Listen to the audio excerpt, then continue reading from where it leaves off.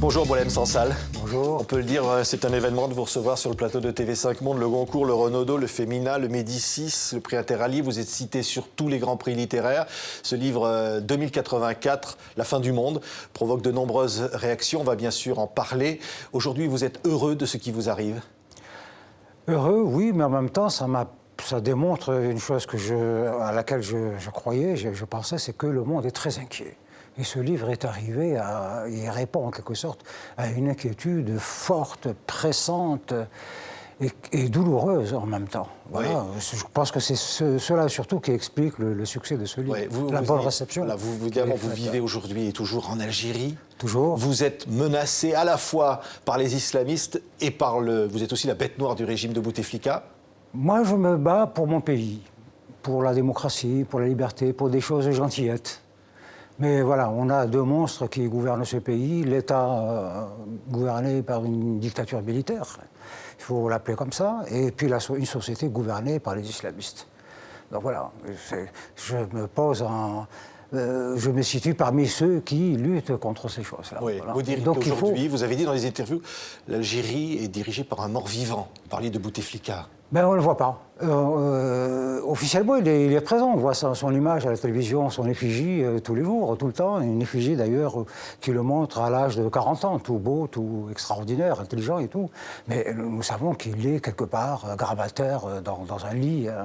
Alors c'est très étonnant. Cette impression d'être gouverné par un mort-vivant ou un vivant qui est déjà mort. Peut-être est-il même mort et qu'on nous le cache. Malgré ces menaces, vous avez choisi de rester aujourd'hui en Algérie, dans cette petite ville côtière à 50 km d'Alger. Je crois qu'il faut rester dans son pays, dans des situations pareilles. Partir, c'est abandonner son pays, justement, à ceux qui se proposent de le détruire, les islamistes, et cette classe comprador, de pillards, qui pille ce pays. Oui. Si un prix vous est décerné aujourd'hui, ce sera un message fort en direction de l'Algérie, notamment? Ah, je pense, oui. Ça voudrait dire d'abord que je suis soutenu un peu partout dans le monde et que le régime algérien tient compte de l'opinion internationale. Et elle s'exprimerait donc évidemment à travers l'attribution d'un prix, d'un grand prix. En revanche, pour les islamistes, ça accroît le danger autour de moi. Je deviendrai une cible, on va dire, de choix. C'est-à-dire qu'aujourd'hui, vous n'avez pas peur, malgré ces menaces? Il ne faut pas avoir peur. C'est ce que je prêche, ce que je répète et ce que j'écris dans mes livres. Il ne faut pas avoir peur. La peur est une chose... Il vaut mieux un régime islamiste et être gouverné par des islamistes et par des militaires qu'être gouverné par la peur. La peur nous avilit, elle nous descend plus bas que sol. Oui. Il faut garder sa dignité, et sa dignité, c'est se battre, et là où il faut, pas aller s'installer à New York et prêcher à partir de là-bas. Oui.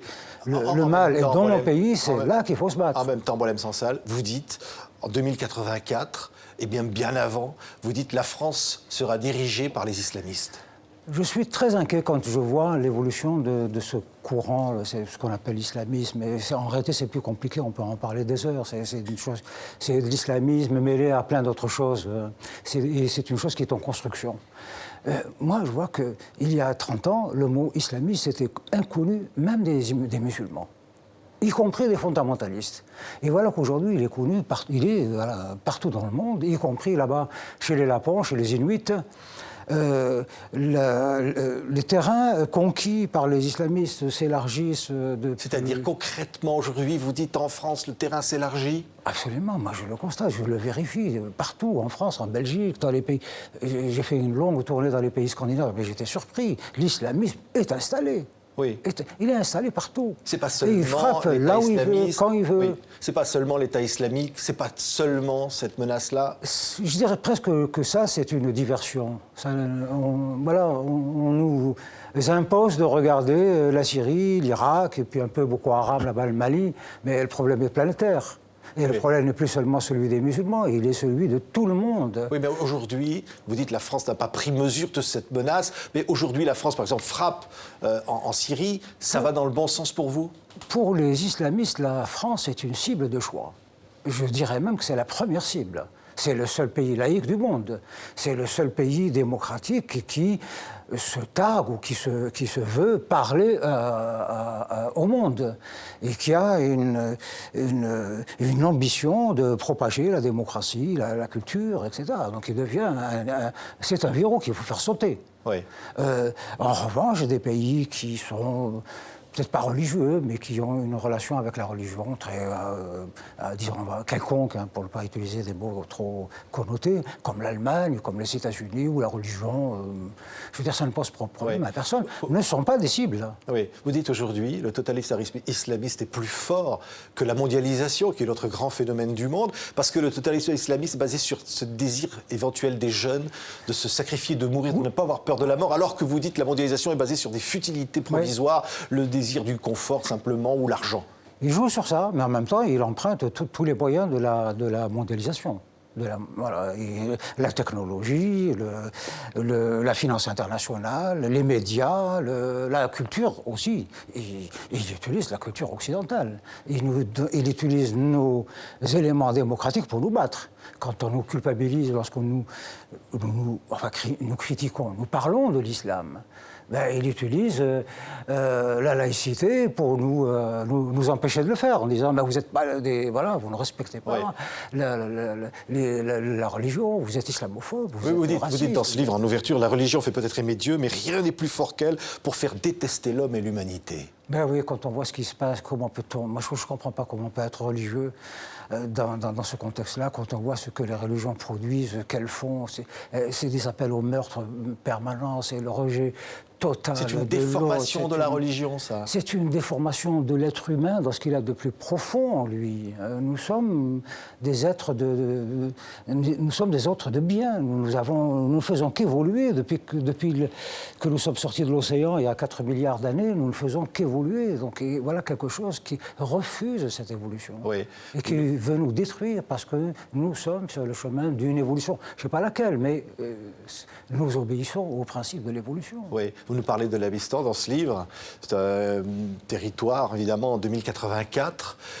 Il y a ce Dieu que chacun célèbre, et puis ce prophète, et puis cet homme qui va aller à la recherche de sites archéologiques, qui va chercher peut-être la frontière au-delà, parce que dans ce monde-là, on n'a pas le droit d'aimer, on n'a pas le droit d'être heureux, on n'a pas le droit d'être beau.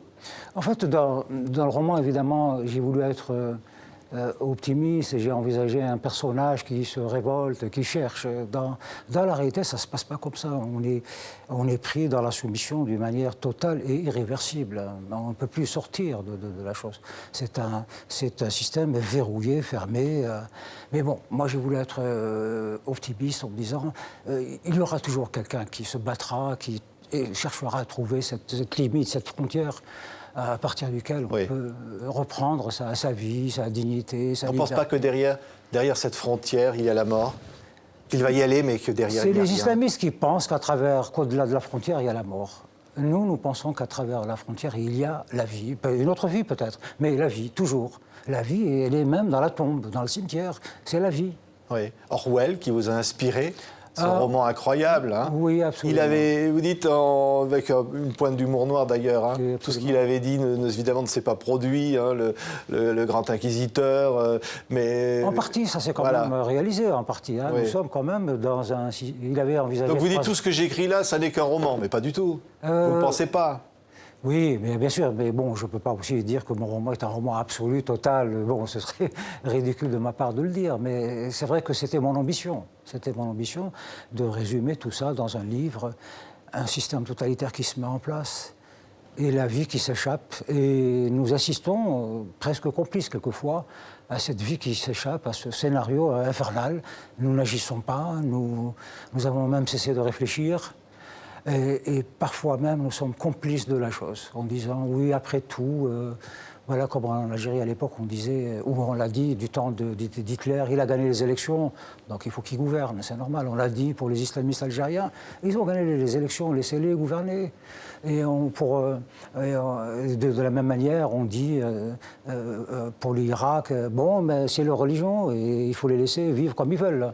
Non, la vie est une coopérative mondiale. Nous sommes tous concernés. nous devons tous prendre à cœur de défendre la vie, où qu'elle soit, et quelles que soient les couleurs qu'elle prend, défendre la vie et ne pas nous laisser intimider. Et nous sommes... Dieu n'existe pas, Dieu c'est nous. Et c'est à nous de veiller à ce que la vie se maintienne dans le bien et qu'elle perdure, qu'elle soit pérenne. Merci beaucoup, Boualem Sansal. Vous reviendrez nous voir si vous avez un grand prix littéraire. Vous serez là? Promis. Sur ce même plateau? Promis. Merci d'avoir été notre invité exceptionnel sur TV5 Monde. Merci.